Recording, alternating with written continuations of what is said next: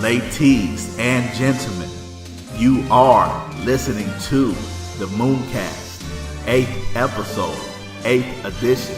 Today, February 2016, we will talk about the NBA standings for playoff predictions. We will talk about NBA All-Star Weekend. We will talk about the Golden State Warriors. We will talk about the trade deadline in the NBA. We will talk about LSU, Ben Simmons. We will give you an update. And last but not least, the most anticipated Scottie Pippen effect. All this and more on today's MoonKast. The MoonKast has been brought to you today by Moon-Based Chronicles, the double CD from Griffin G. Child, release date to be announced. Now, without further ado, your host, the one and only, born and raised, Midwest, Ohio, Griffin G. Child.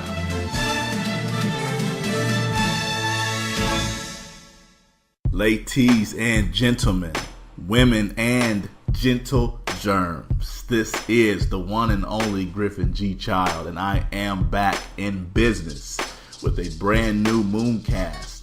This is the 8th episode, the 8th edition, and we just keep getting better and better all the time, just like the Beatles.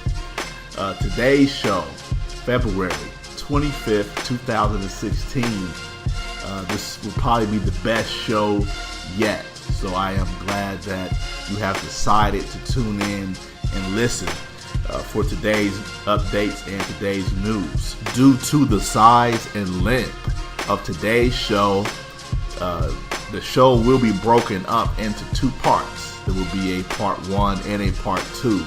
So you don't want to miss out on either one. This, like I said, this is going to be an explosive show. I had to break it down into pieces just so you can get the meat and potatoes out of it. This is a full course meal here, so it's going to be like a all you can eat. We have a lot to get to today. The MoonKast has been brought to you today once again by Moon-Based Chronicles, the double LP from Griffin G. Child, release date to be announced. I have been working diligently to get this project up and running, and so that is part of the reason why there have not been as many MoonKasts flooding the market right now. So we're trying to do a couple of things at the same time. So as you know, to this point, you will hear music from that project, and some of the music may not be for that project. It's just a collection of different music that I have produced throughout the year. So hopefully you do enjoy the music as well as the subjects and my expert analysis, so to say. So let's go ahead and get into what we want to talk about today. You can reach me on Twitter at Griffin_G-Child. That's GRIFFIN_G-Child, GCHILD. So I can be reached on Twitter. We're going to go ahead and get busy though. We got a lot of stuff to cover today. We got to boogie down, no time to mess around. So today's show, the first thing we want to talk about, we want to talk very, very briefly about the Phoenix Suns. I had the privilege of attending a game. The Phoenix Suns took on the mighty San Antonio Spurs, so I'm going to talk about that. I'm going to talk about the All-Star Weekend. I know the weekend was it passed a week ago. We'll give you a little bit of that. Give you an update on the Golden State Warriors. I'll give you an update on the trade deadline. A few trades went down we're going to speak about. I'm going to give you an update on LSU's Ben Simmons. And we're also, last but not least, the most highly anticipated Scottie Pippen effect.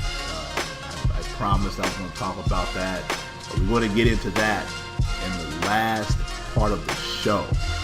And then I will also cover a few things for the next show, or with the next show, will come out. So without further ado, I'm going to go ahead and just get started. I want to talk about the game that I had the privilege of attending. I attended the Phoenix Suns and San Antonio Spurs on February 21st, this past Sunday. I had a chance to go to this game and catch some live basketball action.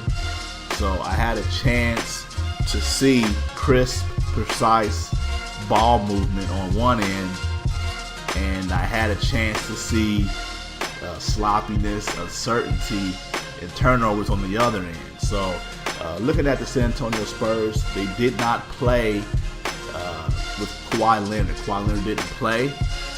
They were still able to handle the Phoenix Suns. That should have been a game that the Suns should have been able to try to come in and steal. I was looking for a big performance for Devin Booker. He has a lot of promise. I know he's a young kid still, has a baby face. I do like him as a traditional two guard for Phoenix. I would like to see him continue to start, even going into next season.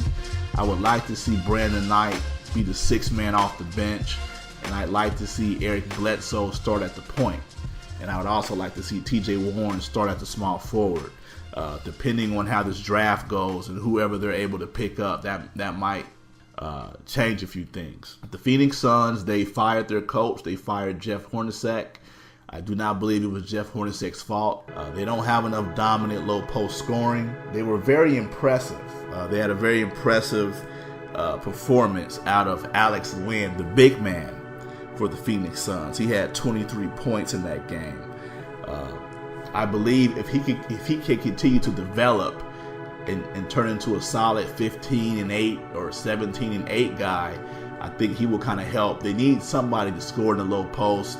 You can't just run pick and roll for 48 minutes and shoot threes. That's not going to get it done in today's NBA. You have to have some low post scoring to balance out the outside shooting. So in this draft, I like to see them pick up somebody who can really put the ball in the basket, a scorer or someone in the low post, but it will also depend on where they're drafting. So that will have a big determining factor on it as well. It was a beautiful day on Sunday, about 75, 80 degrees here in Arizona, so it was a beautiful day. The great Tim Duncan played. It was actually my first time seeing Tim Duncan play in person, so it was a beautiful sight to see. Seeing him go to work and do his thing. LaMarcus Aldridge also had a good game with 19 points. Boris Diaw came off the bench and played pretty well. So you were able to see a team that has it together and a team that doesn't have it together. So you're able to see what makes a team great, what makes a team not so great. All in all, great performance from San Antonio. You can see Phoenix, like I said, they need to just continue to get the right pieces. Their interim coach, Earl Watson, he had a lot on his play. I'm not for sure if he can turn him around.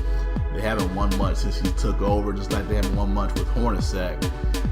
They do have the Brooklyn Nets, or they actually have the Brooklyn Nets later today on February 25th. So I believe they should be able to get that game. They got to get a game to turn it around. Yeah, like I said, that was a good game to attend. Just good to get out, get some fresh air, enjoy some of the sun in Phoenix, the Phoenix Suns. No pun intended. Moving right along, we're going to get into the NBA standings. So we're going to go over the NBA standings as far as teams that are making a playoff push. Some teams are kind of on the line. They're teetering on the brink of not getting in. So we're going to go over that, and we're also going to talk about some of the lottery predictions. So we got a few teams that are at the bottom that have a shot to get a top 3 pick. We're going to talk about that as well. But we're going to go ahead and take a break. And we're going to take a pause for a station identification, and I will be back with you shortly. Ladies and gentlemen, the MoonKast has been brought to you today by Moonbase Chronicles. The double LP from Griffin G. Child, release date to be announced. You are listening to Moonbase Radio, and now back to the show. Once again, I am back. the MoonKast, has been brought to you today by Moon-Based Chronicles, the double LP from Griffin G. Child. Release date still to be announced, but stay tuned. So, we're going to go ahead and get into the NBA standings so we can go over the playoff picture. So, let's start off with the Western Conference. In the 8th seed right now, the Utah Jazz. They are in the 8th spot. 7th seed right now, the Dallas Mavericks. They are hanging on to that 7th spot. Very surprising run. Number 6, the Portland Trailblazers. Damian Lillard, he had an explosive 51-point game over the past weekend on last Friday, February 19th. A 51-point explosion from Damian Lillard. He is carrying that team. CJ McCollum has had a breakout year. He has to be the most improved player with his explosion that has made Wesley Matthews expandable. In 5th place, the Memphis Grizzlies.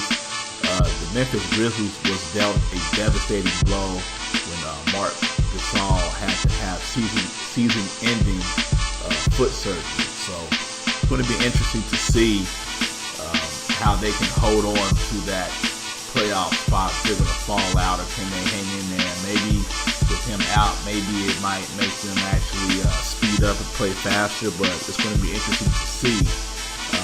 We're also going to talk about a trade that they made as well. At number 4, the LA Clippers.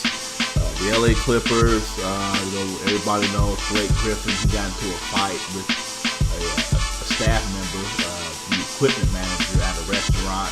Punched him in the face, broke his arm, broke his hand, his shooting hand. There was a lot of speculation on Blake Griffin getting traded, but it didn't happen, didn't go down. We'll talk about that more in the trade deadline segment. Number 3, Oklahoma City Thunder. They have a 41-16 record. Excuse me, the Clippers. The Clippers have a 37-20 record.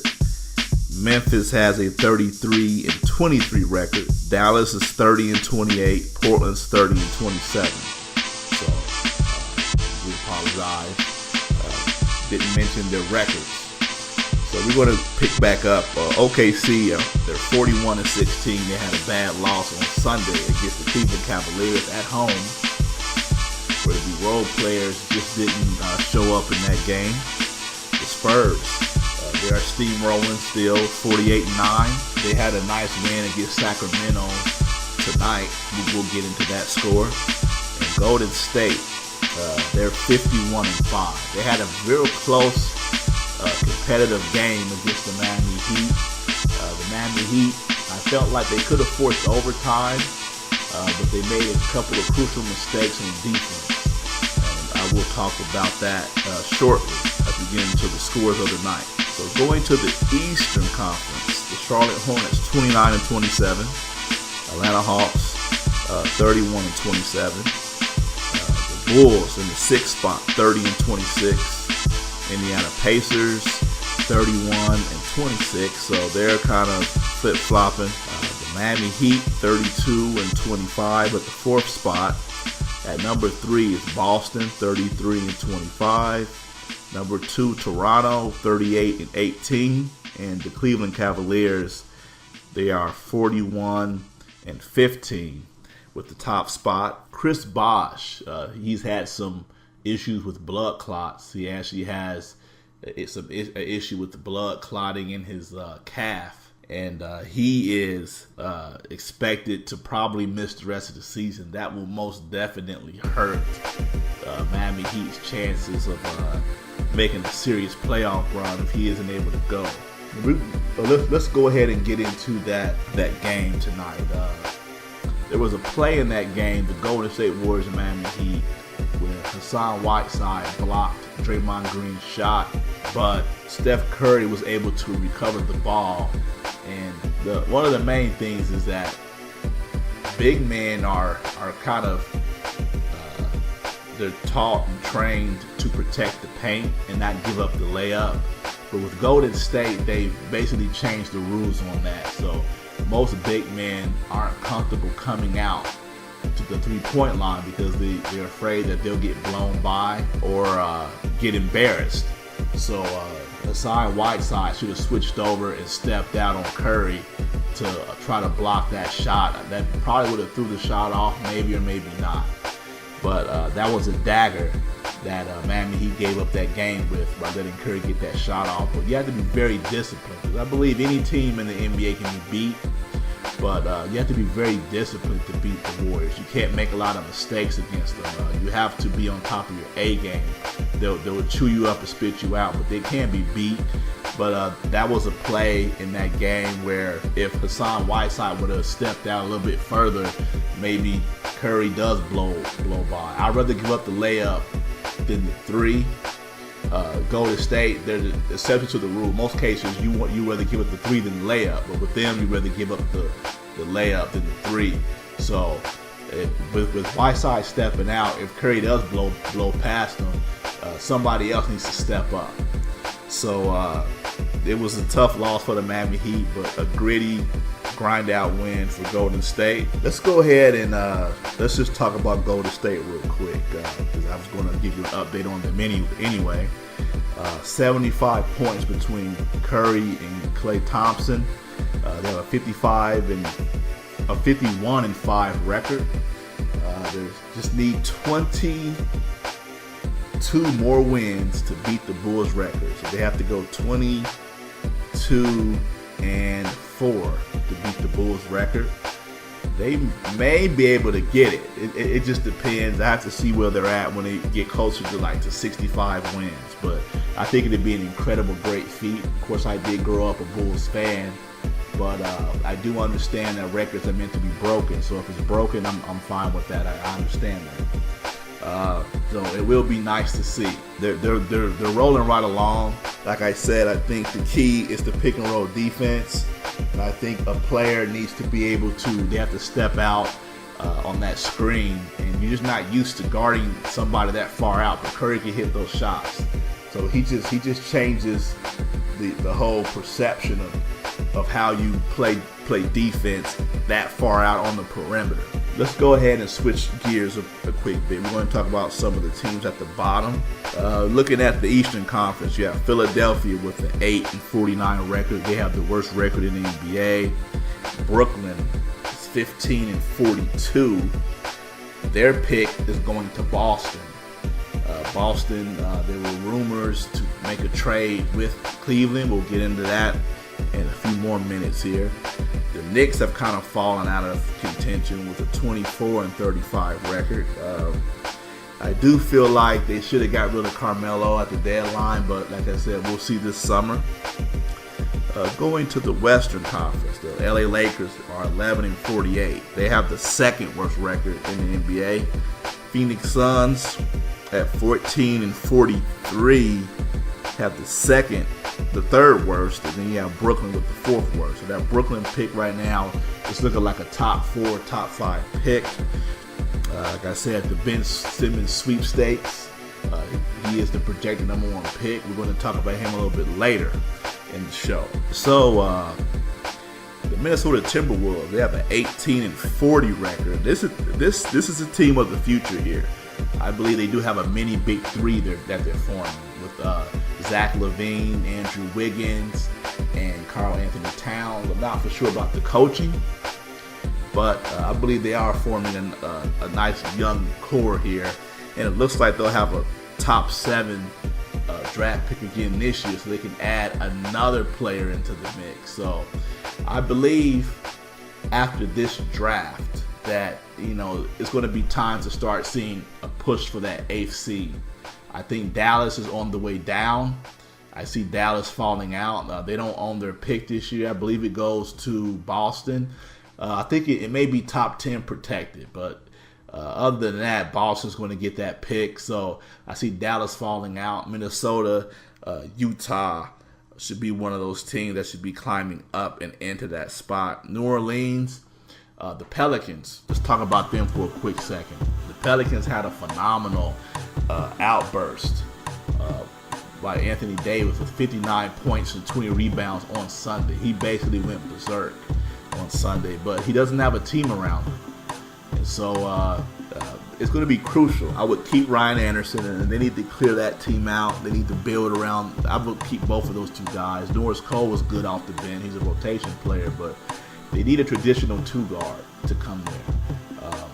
It's going to be interesting to see what they do. I'm going to have to look at their salary going into the summer because they need a two guard that can come in and score. I think it would hold firm for the Pelicans to blow the season. 22-34. I would blow the season. They need to get a young scorer. Like I said, we'll talk about who they should look at or who they should take a peek at. We'll look at that coming forward. So let's go over one more time.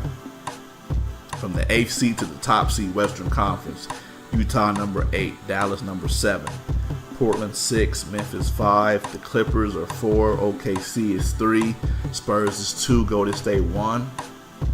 The Eastern Conference, number 8, Charlotte, number 7, Atlanta, number 6, Chicago, number 5, Indiana, number 4, Miami, number 3, Boston, number 2, Toronto, number 1, Cleveland.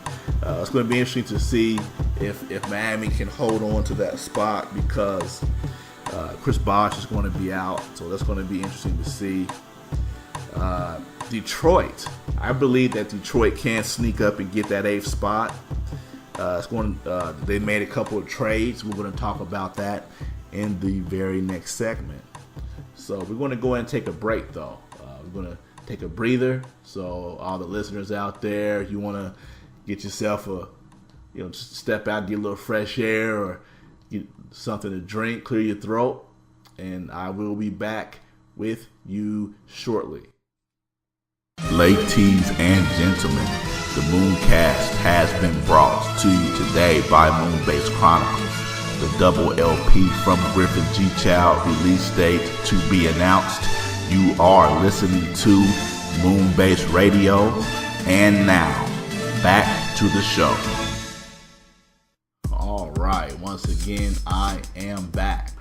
The MoonKast has been brought to you today by Moonbase Chronicles, the double CD from yours truly, Griffin G. Chow. Release date is to be announced. Now, let's go ahead and get back to business here. We don't have any more time to waste. All right, so let's talk about the All-Star Weekend for a few minutes. I thought it was a pretty good All-Star Weekend. This was Kobe's farewell tour. They gave him a lot of love and a lot of praise. I'm not for sure if Kobe was as well liked as a lot of people are making it seem like with this being his last year. He seemed to be kind of a loner, kind of stayed to himself, but when it came time to get busy and go to work, he was one of the best at that. And I do give him praise for that, for a great career. I felt that he probably could have won more given his situation with Shaquille O'Neal and how that situation turned out. But it's a part of life. As you get older, you get more wiser, and you figure things out. And we don't always make the best decisions when we're young. But having said that, the 3-point shootout was fantastic. Big praise to Devin Booker, pretty much hanging with Steph Curry and Klay Thompson. Klay Thompson won the 3-point shootout. He had a fantastic shooting performance. I would say he's more of a pure shooter than Curry. Curry, of course, is phenomenal off the dribble. Klay Thompson is your more traditional throwback shooter. I think he squares up better on his jumper. Anybody who wants to learn how to shoot, I would actually watch Klay Thompson shoot more than I would watch Curry shoot. I think Curry is a great shooter. Of course, he's part of the best to ever do it. But as far as traditional shooting, textbook shooting, I have to go with Klay Thompson on that. And I think that he was able to win. He was able to win the shootout. I think standing still and firing up shots. I think it's easier for him. I think Curry works better off the dribble. I did hear that maybe they should make some changes to the rule. So maybe instead of the ball sitting on a rack, maybe the ball should be thrown to the player by a ball boy. But I don't know how that would turn out. But I did hear that. The dunk contest, it was phenomenal. It's one of the best I've seen in a long time. I know a lot of people say Eric Gordon got robbed. It's hard to say. I think sometimes when a dunk is done, they're done so fast, it's kind of hard to see everything. But I believe the behind the back and double pump between the legs, I believe that is very hard to do. People don't understand how long you have to be in the air to do that. And then the catch an alley-oop from the free throw line dunk, the windmill from the free throw line, the between the legs from the free throw line. Even though he was maybe a step in, those dunks are very hard to do. Those are not easy dunks to do. So people don't understand the complexity of that. As well as we've seen so many dunks over the years, there's not a lot that hasn't been done. There are some professional dunkers out there that can do a 720.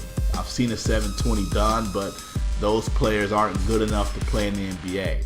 I would like to see maybe one street dunker be able to get into the competition and just kind of freshen it up and liven it up a little bit. The skills challenge with the Karl Anthony Towns, so it was very impressive to see a big man win the skills challenge. And then also I did like the Rising Stars game where they took the top, I guess, young rookies and second year players against players that were in other countries, like Wiggins from Canada and Kristaps Porzingis being from it's either Latvia or Latvia. So that was very impressive. So I was really impressed with that. So having said that, the grand finale, of course, is the All-Star game. It would have been nice to see the West crack 200 points. They won 196 to 172. Not a lot of defense. I know a lot of people would say that they'd like to see it be more competitive toward the end.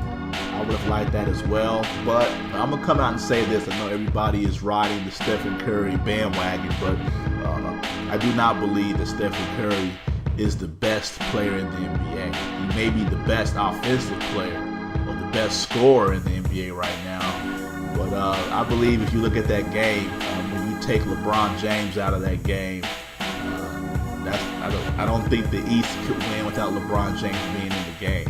I believe he decided he just wanted to play for a little bit and then go ahead and get his rest and get ready for the second part of the season. To see him and Dwayne Wade out there together, that was a beautiful sight. They still have that magic where they know how to play together and they know how to set each other up. So it was such a beautiful sight just to see them play again one last time for a few more minutes. Curry, I felt like he didn't make a big enough impact in that game. I want to come out and say this first. I do believe that he is a great player, but he is also in the perfect situation for himself. Because he has the second best shooter on his team, and he also has Mr. Intangible, Draymond Green, who we're going to talk about when I get into the Scottie Pippen effect later on in the show. But with Steph Curry, I believe if you were to take Curry and let's say put him on a team like the Orlando Magic, put him on a team even like the Lakers, I'm not for sure if he could carry a team into the playoffs the way that a player like LeBron could, or maybe even Westbrook or Kevin Durant. So I do feel like he is a great player, but I believe that when I'm picking a team, I want to start with a player who can do more on the other side of the ball and have more intangibles. And so I'm going to always stick with a player of LeBron James' caliber. Not to say that no other player can do what he does, or no other player can compare to what he does on that level. But I just believe that he has the ability to take teams that aren't great, and he can carry them better than any player in the NBA today. I believe if you put LeBron on any NBA team today, that he can make that team a playoff team. The 76ers or the Lakers, some of these real bad teams, I believe he can get them to at least knock on the door for playoffs. And so to me, LeBron is I will still take him over Curry in today's NBA. I know that is going to cause a lot of backlash, but that is just my opinion, and I am sticking to it. So by looking at that All-Star game, it's great to see the best of the best. Of course, Westbrook was just more vicious and just in more attack mode. But of course, within the confines of a team system, Curry is phenomenal. He's excellent because he can play with or without the ball.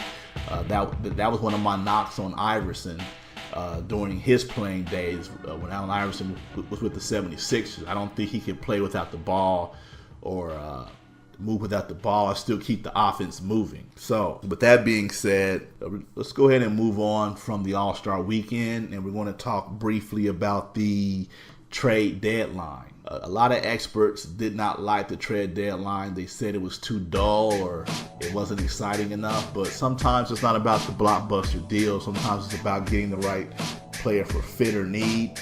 And also, we live in this social media age where like no team wants to get looked upon as being the team that made the bad or crappy deal. Some of the rumored trades that were going around out there was a blockbuster deal with Kevin Love going to Boston, and then New York getting in on the deal and trading Carmelo Anthony.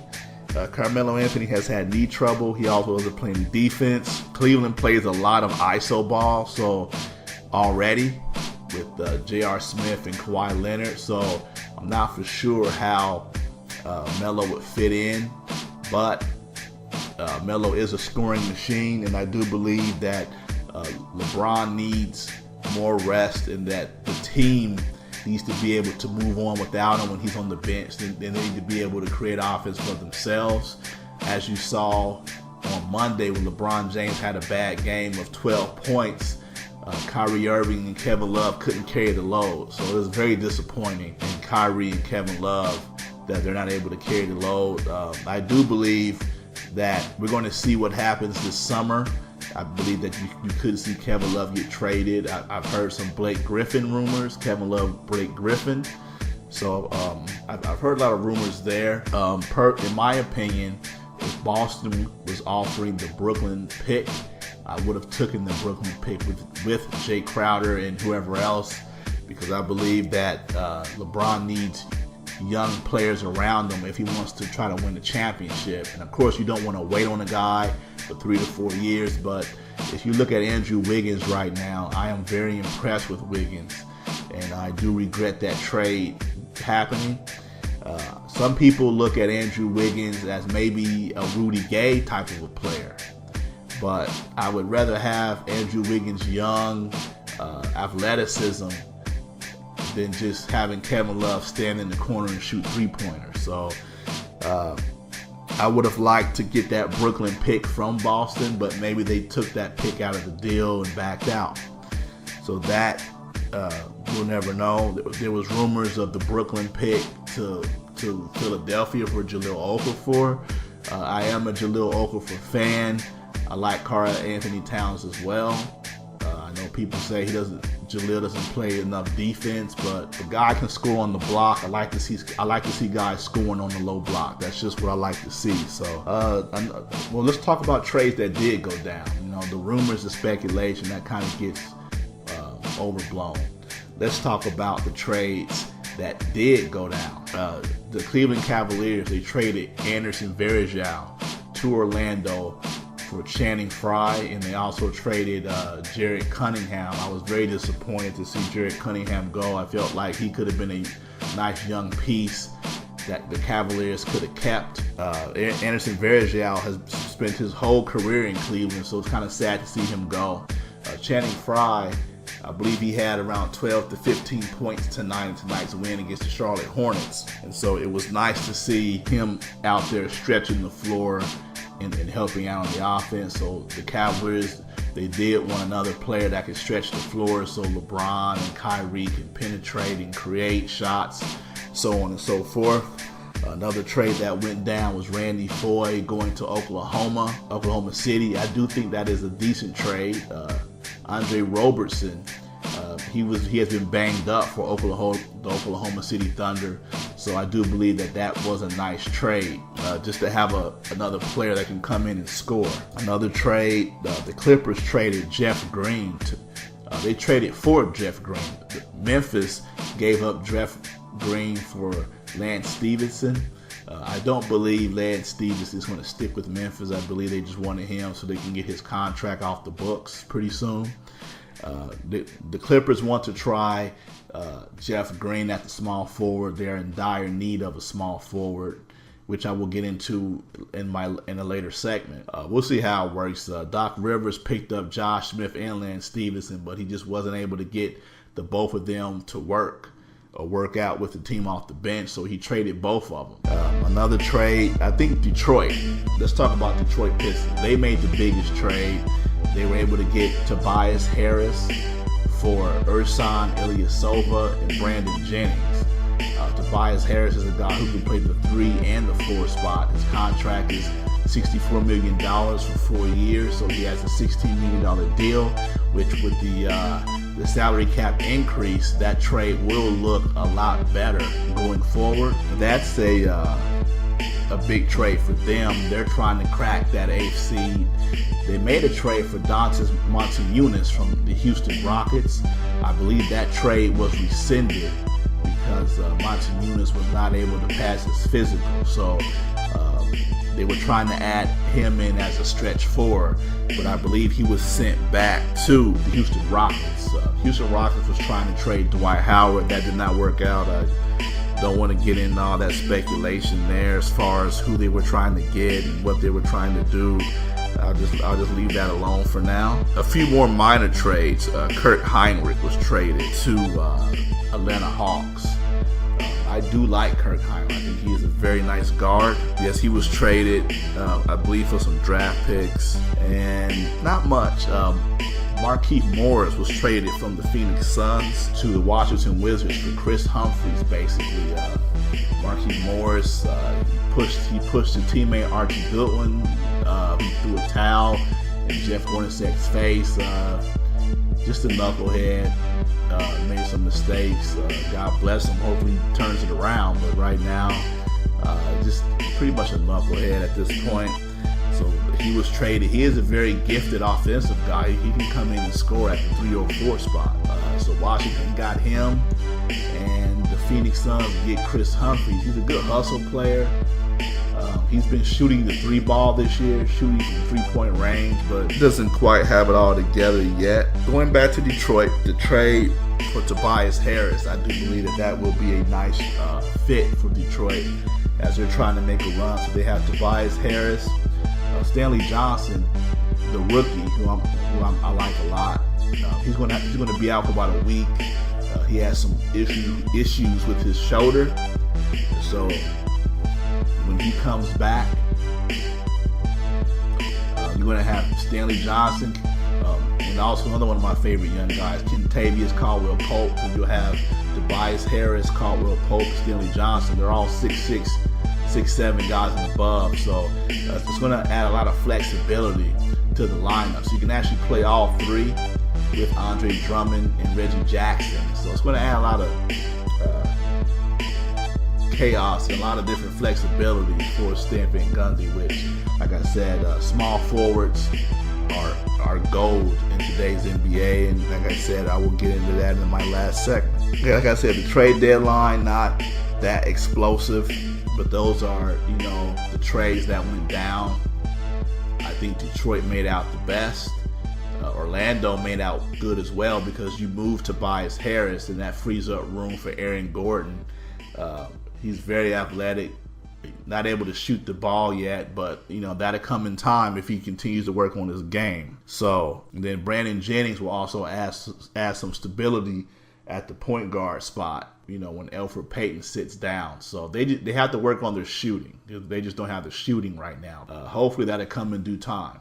They do have the big man, Vujacic, who's a great rebounder and a scoring machine down on the box. Not for sure if Scott Skiles is the right coach for them. It's a good move for the Pistons and for the Orlando Magic. So we had a very impressive segment just right now. So we're going to go ahead and step away, and we're going to come back. We're going to take another brief pause for a station identification, and I will be back with you shortly.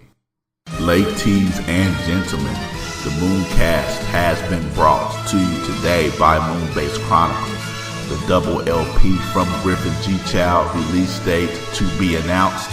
You are listening to Moonbase Radio, and now, back to the show. Yes, I am back once again. As I have mentioned before, the MoonKast has been brought to you today by Moonbase Chronicles, the double album from yours truly, Griffin G. Child, which release date is still to be determined, but as I have said before, stay tuned. You do not want to miss out on that project when it does come out. Let's go over the scores for tonight. It's a pretty busy night.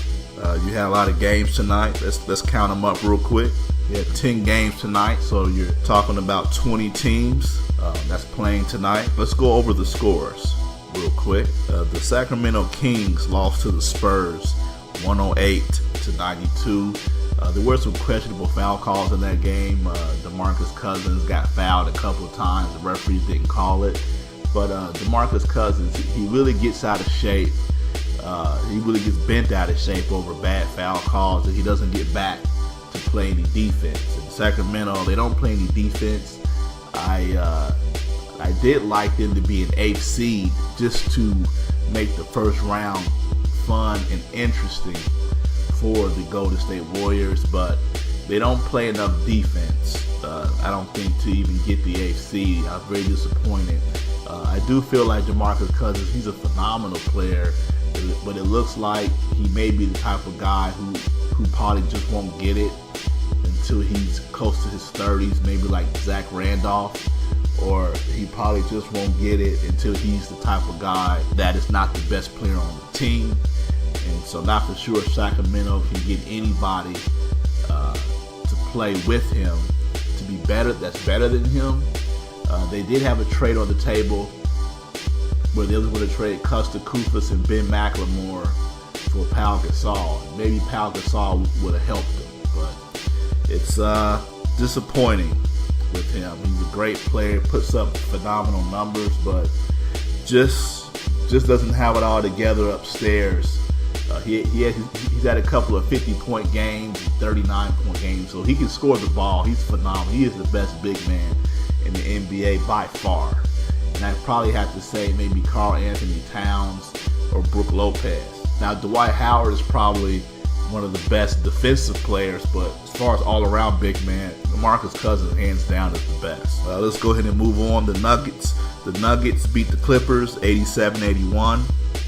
The Thunder beat the Mavericks 116-103. The Lakers lose to the Grizzlies 128-119. The Bulls beat the Wizards 109-104. The Toronto Raptors, they beat the Timberwolves 114-105. The Golden State Warriors, who I mentioned earlier, they beat the Miami Heat 118-112. The Detroit Pistons, they had a very impressive win, beating the Cavaliers on Monday. They beat the Philadelphia 76ers 111-91. The Indiana Pacers, they beat the New York Knicks 108-105. And the Cleveland Cavaliers beat the Charlotte Hornets 114-103. So a lot of nice games. Some good games tonight. We're going to go ahead and shift gears here. And we're going to talk about the LSU Tigers for a quick second. We want to talk about Ben Simmons. Ben Simmons, he actually did not start on the game Saturday because of academic reasons. He didn't play. Not for sure. They didn't say what the academic reasons were, but I believe that maybe grade slippage or something of that nature. Let's talk about Ben Simmons for a quick minute. I still think that he will be the number one pick. I don't like what I'm seeing from Ben Simmons right now. I know a lot of the people, a lot of the other experts have said the same thing. Ben Simmons, he had another impressive scoring night. 23 points, 12 rebounds, but LSU got blown out by Arkansas. The Arkansas Razorbacks, they lost to the Arkansas Razorbacks 85-65. In my opinion, this is just my opinion, I believe that Ben Simmons is just coasting. Maybe he doesn't want to be in college. The one and done rule, I think it's unfair to make him go to school. It seems like he's just out there coasting. Like he just doesn't want to be there. And so I believe that he's just biding his time for the draft. It's looking like they won't even make the tournament this year. So he's looking like he'll probably be NIT, if that. So it's looking very disappointing for the LSU Tigers this year. I would have liked to see him make a run in the tournament, but it looks like the LSU Tigers won't even get in the tournament. It looks like he goes out, he gets his numbers. That's not turning into wins, and if he can score 23 points and get 12 rebounds, then I believe he can go out and get 30. I believe he just doesn't want to be there. I don't think he has the respect of his coach, and maybe the coach just doesn't want to rock the boat as far as ruffling any feathers, and maybe he's afraid of losing his job. I don't feel that African American coaches are given the same amount of leash as the non-African American coaches are given, so maybe he just doesn't want to ruffle any feathers. But he doesn't shoot any jumpers, he doesn't take any three-pointers, he only shoots free throws, and I'm thinking that he doesn't care about that right now, that he just wants to get to the NBA. And I believe that he'll start working on those aspects of his game as soon as the season ends. So the season will be ending in a few weeks. More than likely, they'll get an invite into the NIT. So in the NIT, I believe he'll probably carry him there, or if he even cares, maybe he won't carry him there either. But it is very disappointing that he hasn't delivered on that level that we all thought that he would. With that being said, they do play again on Saturday. Let's go ahead and look that up real quick. Just give me a quick second. They're going to play Saturday against the Florida Gators. And then they play again March 1st against the Missouri Tigers. And they play March 5th against the Kentucky Wildcats. After that, the SEC tournament will start. So if LSU can win the SEC tournament, they can actually get an automatic bid to get into the tournament. If they lose that, I'm not for sure they can get a bid. The only way that they may be able to get a bid is, like I said, if the powers that be want to see Ben Simmons in the tournament, maybe for ratings for CBS, TNT, and the networks. If not, you're looking at NIT. But it looks like, in my opinion, that Ben Simmons is just coasting and just biding his time so he can go pro. And so if he didn't play for academic reasons, I don't really think he cares about going to class. And if you keep hearing that you're the number one pick in the NBA draft, even if you don't go number one, he's not going to fall to like number 5 or anything. He'll be like number 2. He's just sitting on campus, just playing basketball. And so once the season's over, I don't think he'll go back to class. He'll probably work on his game and start to prepare. So the one and done rule is pretty disappointing for guys who don't really want to be there, and that's kind of what it's looking like for me. I don't think he wants to be there, and so he's just going to get his basic numbers and move on. Now, would LeBron do that if LeBron played in college for a year? I don't think so.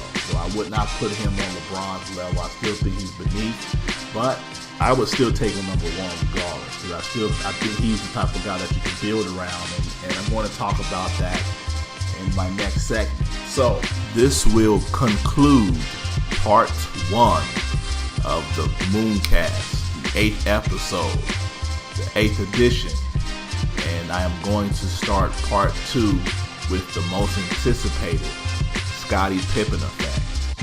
So if this is your stop and you decide that this is enough and you've heard enough, I want to thank you for listening, but there is no way that you're going to want to miss the Scottie Pippen effect. So I suggest that you click on part 2 of the MoonKast 8th episode, 8th edition, and you can continue listening because the journey is only beginning. So I am signing off for now. Thank you for listening, but click over part 2 of the MoonKast 8th edition. Thank you. Ladies and gentlemen, you are listening to Moon Base Radio.